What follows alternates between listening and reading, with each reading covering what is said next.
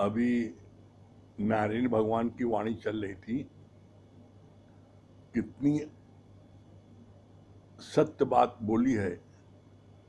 ये मन ये नासूर के समान है। मन कभी नहीं भरेगा, चाहे कितना भी सब कुछ हो जाए, तब भी मन नहीं भर सकता। इसीलिए गुरु जी को ये बोलना पड़ा, समुद्र पर्यंत धन हो जाए तब भी उसको मन उसका धन से नहीं भरेगा, और धन चाहिए और धन चाहिए। इसीलिए बोला, प्रजा भी दुखिया राजा भी दुखिया, दुखिया सब संसार, सुखी कौन है? सिर्फ नाम आधार। जिसने प्रभु का नाम जपा, प्रभु के वचनों को स्मरण किया, प्रभु के चरणों में आया, गुरु के चरणों में आया, सिर्फ एकमात्र वो सुखी है, बाकी नानक दुखिया सब संसार। क्यों? गलती क्या हो रही है? सबसे गलती हो रही है, हर आदमी अपनी मन का गुलाम है और मन चाहता है ये मिल जाए, ये मिल जाए, ये मिल जाए। जो चीज जिसके जीवन में नहीं होती है, उस चीज की उसको लालसा होती है कि ये चीज हमको मिल जाए। कैसे? बोला, आया था किस काम को, सोया चादर तान, सुर्त संभाले गाफला अपना रूप पहचान। समझ मन दर्शनी भगवान, तुम आए थे अपने रूप को पहचानने के लिए, हु आर यू, और पड़ गए माया के जाल में।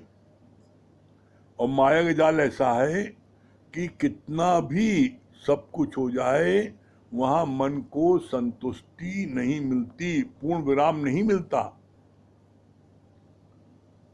क्यों नहीं मिलता? कभी आपने इस पर विचार किया?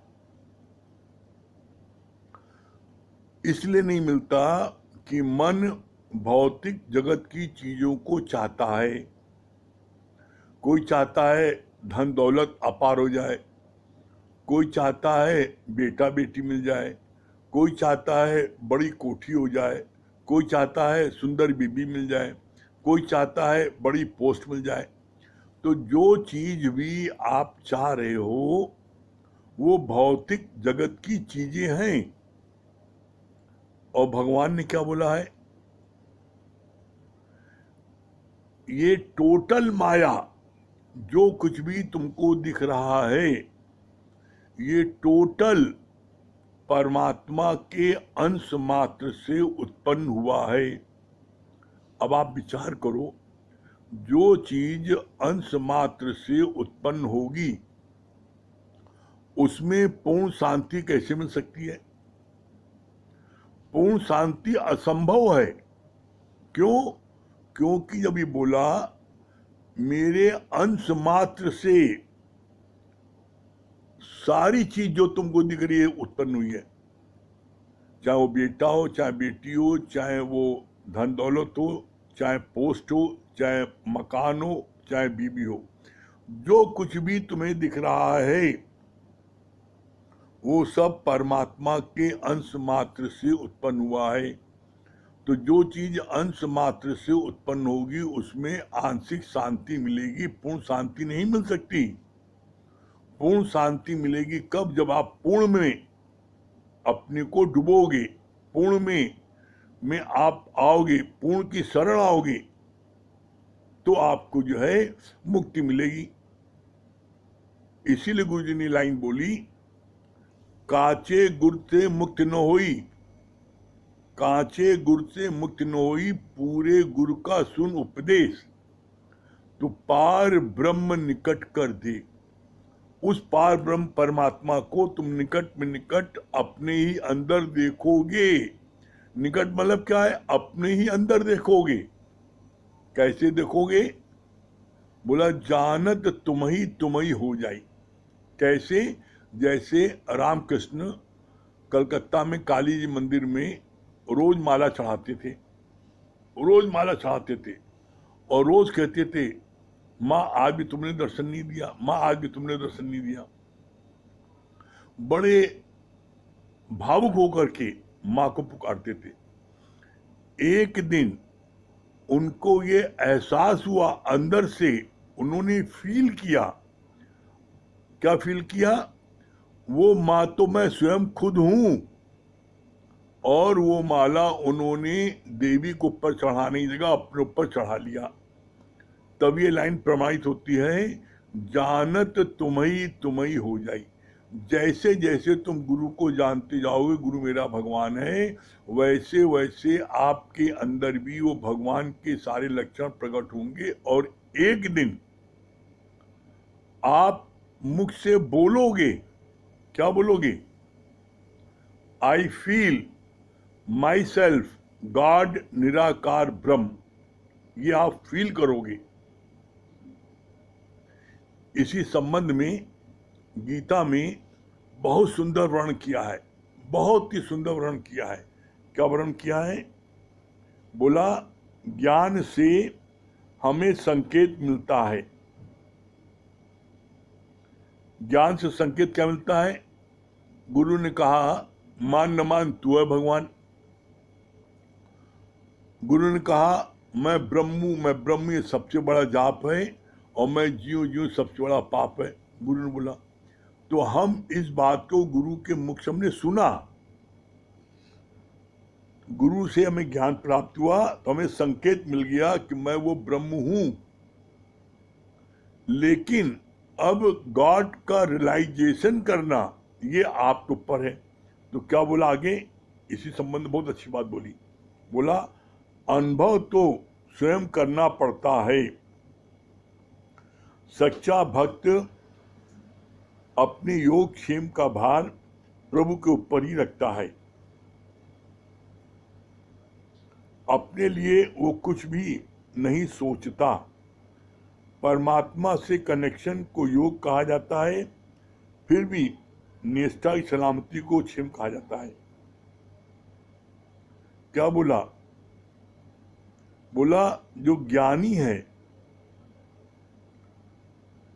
हमें ज्ञानी क्या है? बोला, ज्ञानी भक्त अपने योग क्षेम का भार परमात्मा को देता है, परमात्मा को छोड़ देता है, और परमात्मा उसके योग क्षेम का भार स्वयं उठाता है। वो अपने ऊपर नहीं लादे रहता। जो अज्ञानी है वो मन में ये सोचता, मैं नहीं करूंगा तो कौन करेगा, मैं नहीं रुपए कमाऊंगा तो बच्चों को कौन पालेगा, मैं शादी ब्याह नहीं करूंगा तो कौन करेगा, मैं इनका भविष्य नहीं बनाऊंगा तो कौन बनाएगा। वो हर चीज अपने ऊपर लेता, मैं करूंगा। ये है अज्ञानी के सोच। ज्ञानी भक्त क्या है? वो जानता है कि सब कुछ परमात्मा की शक्ति से होता है। हम लाख इच्छा कर लें कि बच्चे को हम हम चैंपियन बना दें, बच्चे को हम IAS अफसर बना दें, बच्चे को हम पढ़ाई में टॉपर बना दें, सोच न हो गई जो सोची लखवार। इसीलिए भगवान कृष्ण ने गीता में स्पष्ट शब्दों में कृष्ण को बोला है। क्या बोला है? हे अर्जुन, तू कर्म करने के लिए स्वतंत्र है, लेकिन फल मैं देता हूं। तुमने किसी भी चीज में कितनी मेहनत की हो, तुमने एक लक्ष्य रखा, हमको ये चीज प्राप्त करनी है, और उसके लिए तुमने बहुत मेहनत की, उसके बावजूद भी यदि आपके प्रारब्ध में नहीं है तो आपको वो चीज नहीं मिलेगी।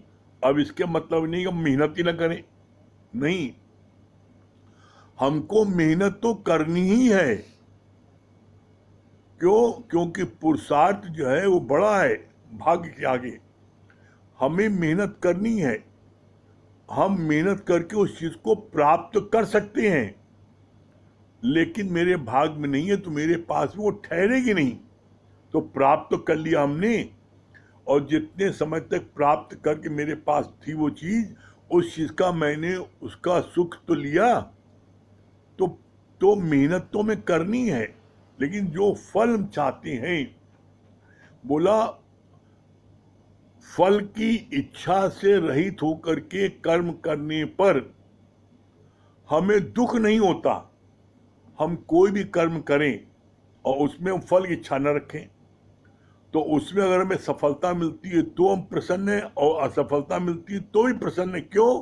क्योंकि मैंने उसमें कोई फल की इच्छा ही नहीं रखी, मैंने अपने कर्म को किया। क्यों किया? क्योंकि मैं बिना कर्म करे नहीं रह सकता। जैसे गुलाब, अब गुलाब कहे मैं बिना खुशबू के रह जाऊं, असंभव है।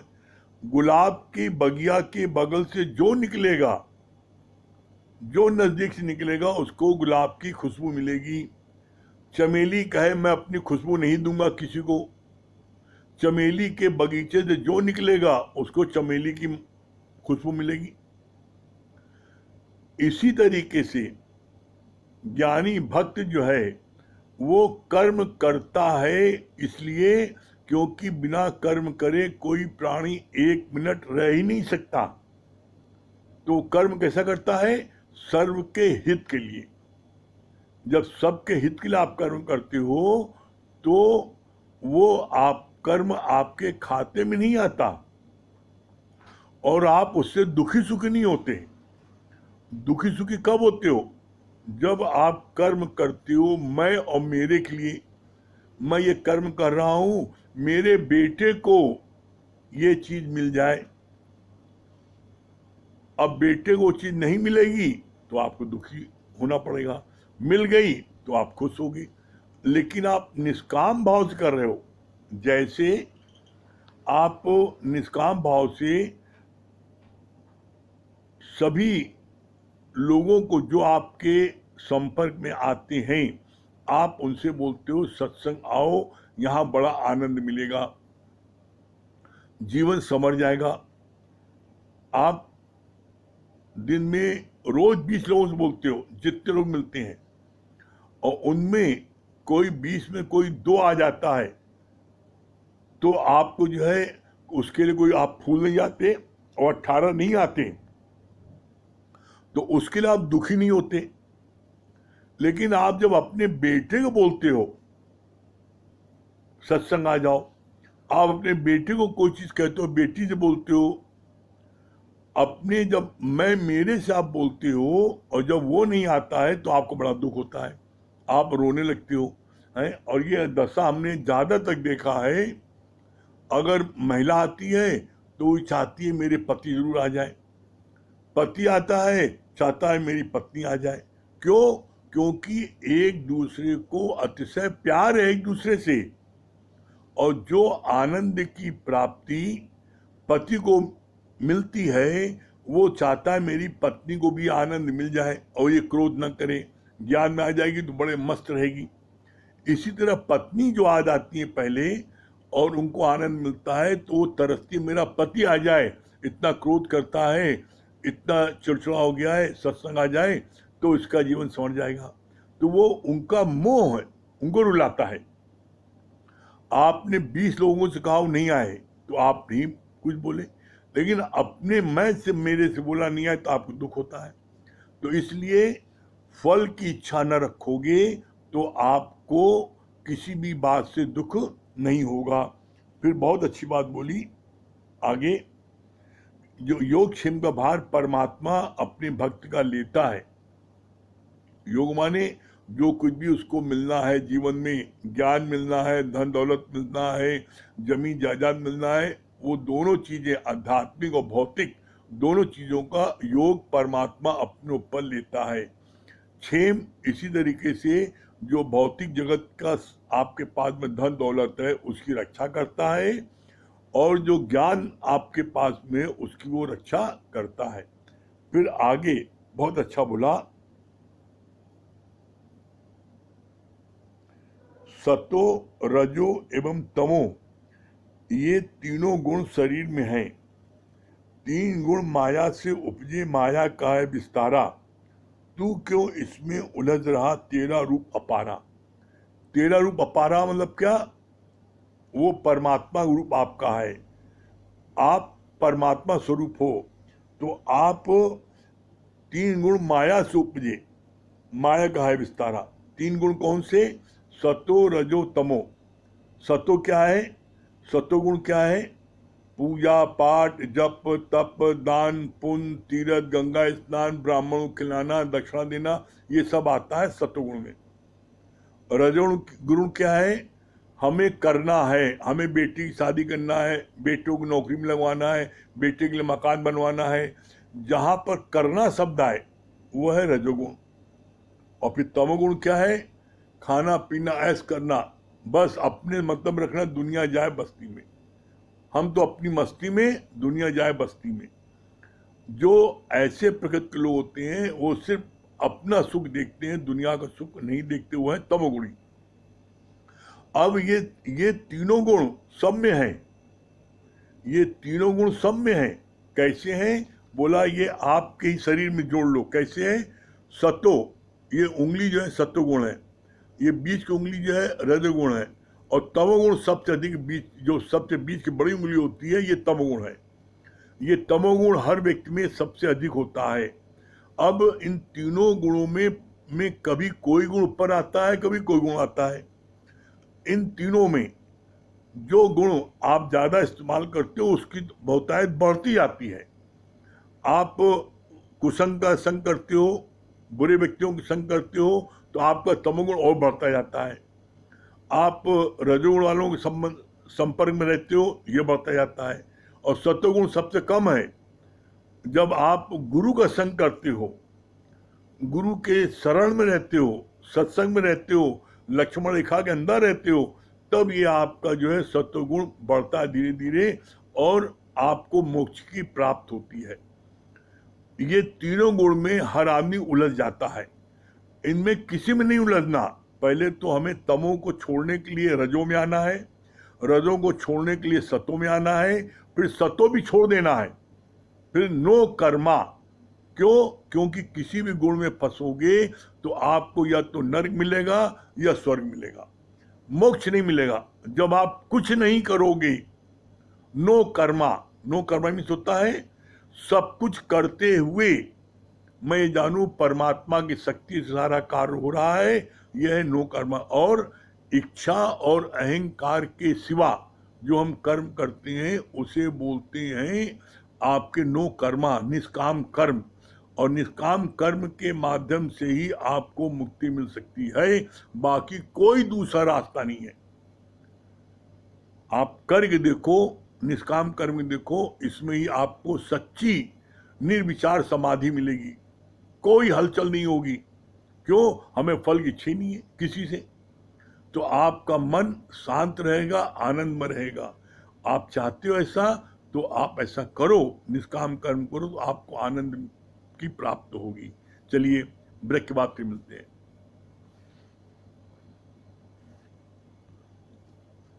किसी को मिला दो, जो भी जिसको जिसको मिलाना चाहे मिलाते जाओ। भजन पहले उनको मिला दो, सबसे पहले मिनी मालविया को, उनका भजन हो जाए, फिर एक एक करके जिसको जिसको चाहते हो तो मिलाते जाओ।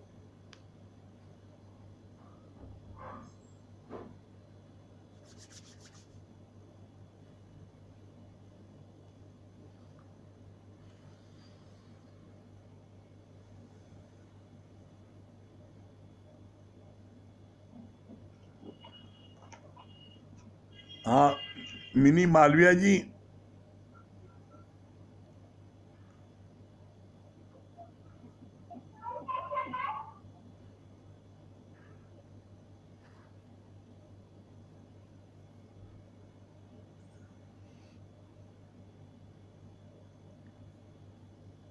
मिनी मालविया जी हमारी आवाज सुन नहीं हो तो स्क्रीन पर आए।